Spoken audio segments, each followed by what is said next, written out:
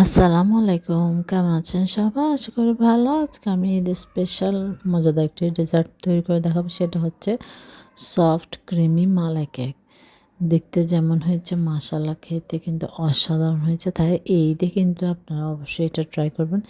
ঈদ আসলে কিন্তু আমাদের মাথায় বিভিন্ন রকম চিন্তাভাবনা আসে, কী তৈরি করব, কী করলে ভালো হয়, মানে অনেক কথা। তাই এই ঈদে কিন্তু আপনারা এটা অবশ্যই ট্রাই করবেন। এই ক্রিমি মালাই কেকটা, এটা কিন্তু খেতে অসাধারণ। দেখতে পাচ্ছেন কতটা সফট হয়েছে, কতটা ক্রিমি, কতটা মালাই। আমরা সবসময় চাই ঈদে একটু অন্যরকম কিছু করার জন্য। আমরা তো আমি আমি আমার চ্যানেল কিন্তু দেয়া আছে অনেক রকম মালাই কেক, আপনারা চাইলে দেখে আসতে পারেন। কিন্তু এটা আমি একটু অন্যভাবে করেছি, তাই আশা করছি আপনাদের ভালো লাগবে। এই ঈদে কিন্তু অবশ্যই আপনারা এটা ট্রাই করবেন। প্রথমে আমি কেকের প্রিপারেশনটা নিয়ে নিচ্ছি। 3টা ডিম নিয়েছি। ডিমের সাদা অংশ আর কুসুমটা আলাদা করে নিয়েছি। অনেকেই বলে এটা করতে হয় না, কিন্তু নতুনদের জন্য কিন্তু এটা অনেক রিস্কের ব্যাপার হয়ে যায়। কারণ অনেক সময় কেক কিন্তু ফুলে না, সফট হয় না। কিন্তু এটা যদি আপনারা করেন, এটা কিন্তু অবশ্যই আপনার কেকটা সফটও হবে, ফুলবে। আর এটা কিন্তু ফ্রিজের ডিম দিয়ে কখনোই কেক তৈরি করতে যাবেন না। কয়েকটা ভুলের কারণে কিন্তু কেকটা হয় না। এটা তা অবশ্যই আপনারা মাথায় রাখবেন। কয়েক ঘন্টা, 5-6 ঘন্টা আগে আপনারা বের করে রাখবেন, পানিতে ভিজিয়ে রাখবেন ডিমটা ফ্রিজ থেকে।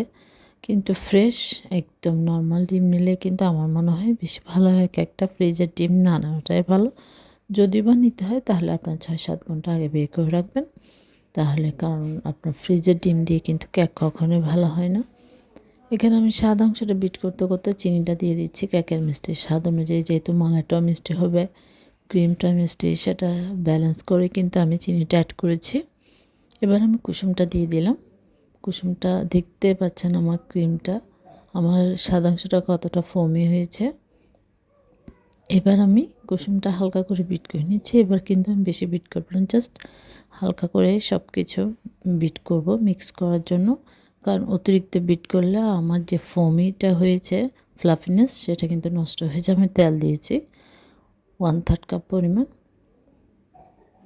3টা ডিমের জন্য আমি 1/3 কাপ পরিমাণ তেল দিয়েছি। চিনি কিন্তু মিষ্টির স্বাদ অনুযায়ী দিয়েছি। আর এখানে ময়দা এখানে আমি 1.5 কাপ দিয়েছি। প্রথমে 1 কাপ পুরোপুরি দিয়ে নিই, তারপর আধা কাপটা মোট মোট কথা আমি এখানে 1.5 কাপের থেকে সামান্য একটু পরিমাণ কম দিয়েছি।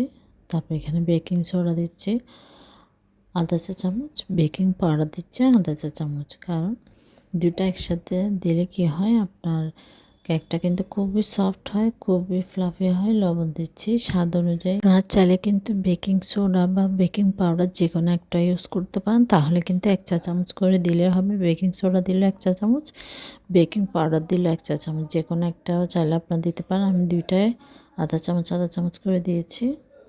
সব কিছু অবশ্যই কিন্তু চেলে দিবেন, না হয় কিন্তু আপনার এটা গুটি গুটি থেকে যাবে, দলা পেকে যাবে।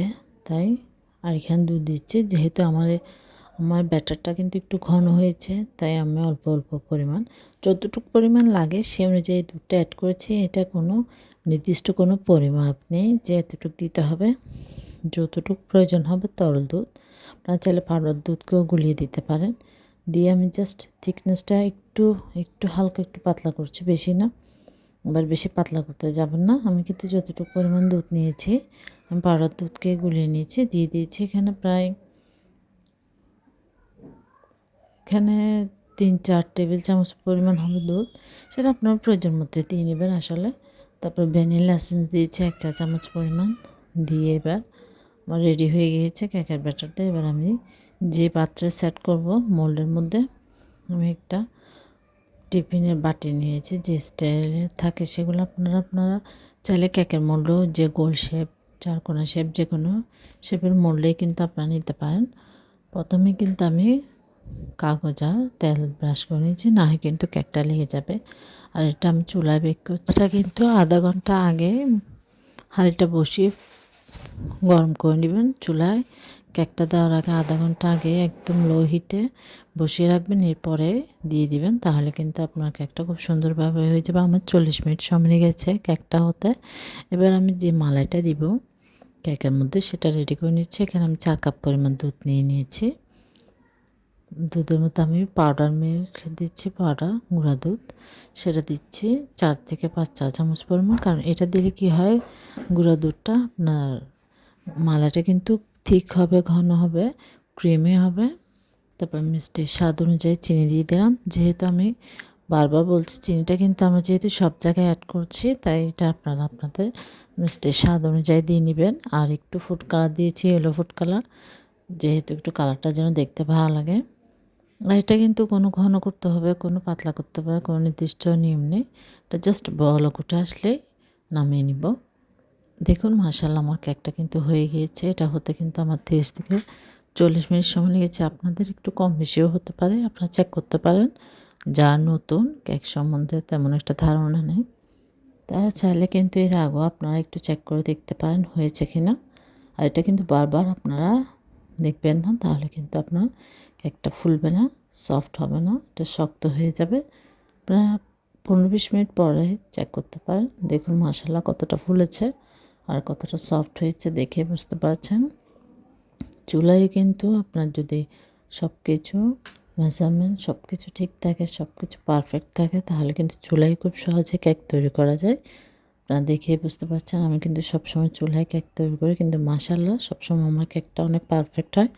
আর মালাই কেকটা যে বাটিতে সেট করবেন সেটা নিতে আমি নিয়ে নিলাম।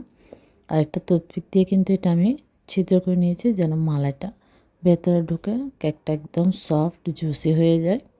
দেখুন একদম ভালোভাবে কিন্তু সময় নিয়ে প্রত্যেকটা কেকের প্রত্যেকটা জায়গায় যেন মালাইটা একদম ঢুকে, সেভাবে আমি ভালোভাবে দিয়ে দিলাম মালাইটা। 1/3 কাপ পরিমাণ ক্রিম নিয়ে নিয়েছি, যেহেতু আমি উপরের ডেকোরেশনটা কিন্তু ক্রিম দিয়ে করছি, হুইপ ক্রিম দিয়ে। আর এটা কিন্তু আপনারা বরফ ঠান্ডা অবস্থায় নেবেন, একদম ঠান্ডা, একদম নর্মাল করে কিন্তু ক্রিমটা আপনারা নিতে যাবেন না। আর এটা কোনো ঝামেলা নেই যে এটা বেশি বিট করতে হবে, এটা জাস্ট নর্মাল বিট করে যখন ক্রিমটা ঠিক হয়ে যাবে তারপরে কিন্তু আপনার এটা দিয়ে ভালোভাবে ডেকোরেশন করে নেবেন। উপরে জাস্ট আমি উপর লেয়ারটাই দিচ্ছি, দেখতে পাচ্ছেন খুব সুন্দর করে কিন্তু আমি একদম ভালোভাবে ক্রিমটা দিয়ে কোট করে নিয়েছি। মাশাআল্লাহ একদম পারফেক্টভাবে হয়ে গিয়েছে। এবার উপর আমি ডেকোরেশন করছি। উপর আমি কাজু বাদাম দিয়েছি, কাঠবাদাম দিয়েছি। আসলে আপনারা চাইলে যে কোনো একরকম বাদাম ইউজ করতে পারেন, এটা কোনো সমস্যা নেই। আমি 3 রকম বাদাম দিলাম, কাঠবাদাম, কাজু বাদাম এবং পেস্তা বাদাম। তারপর এখানে আমি কর্নফ্লেক্স মিল্ক দিচ্ছি উপরে একটা ডিজাইনের মতো করে। আপনারা চাইলে এটা স্কিপ করতে পারেন, কোনো সমস্যা নেই, কিন্তু আমি দেখতে যেন ভালো লাগে তাই আমি কর্নফ্লেক্স মিল্কটা ইউজ করছি। দেখুন এবার এটা কিন্তু আমি ফ্রিজে সেট হওয়ার জন্য রেখে দেব। আপনারা চান রাতে তৈরি করে কিন্তু ঈদের দিন সার্ভ করতে পারেন, তাহলে কেকটা ভালোভাবে সেট হয়ে যাবে। কখনো সাথে সাথে তৈরি করে কিন্তু এটা আপনারা সার্ভ করতে যাবেন না, তাহলে কিন্তু আপনার এটা কিন্তু কেকটা ভালোভাবে মালাইটাও সার্ভ করবে না। তাই বলছি এটা সারা রাত আপনার কমপক্ষে 5-6-7 ঘন্টা মধ্যে সময় লাগবে। সারা রাত রাখতে পারলে সেটা বেশি ভালো হয়, তাহলে কেকটা কিন্তু আপনার যত সেট হবে যত সময় নিয়ে, তাহলে কিন্তু এটা খেতে ভালো লাগে। দেখুন এটা কিন্তু আমি সারা রাত রেখে দিয়েছিলাম, এরপরে কিন্তু বের করেছি। মাশাআল্লাহ কতটা সফট হয়েছে দেখেই বুঝতে পারছেন।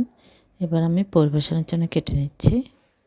দেখুন কতটা সুন্দর হয়েছে, আপনাদের মতো করে কেটে নেবেন।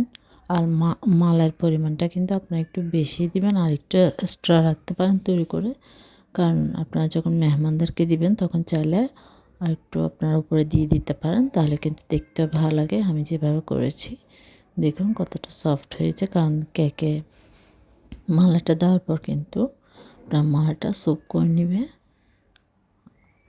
আশা করছি ভালো লাগবে আমার রেসিপিটা আপনাদের কাছে। বলতে উঠে সরি, আল্লাহ হাফেজ, আসসালামু আলাইকুম। সবাই ভালো থাকবেন, সুস্থ থাকবেন।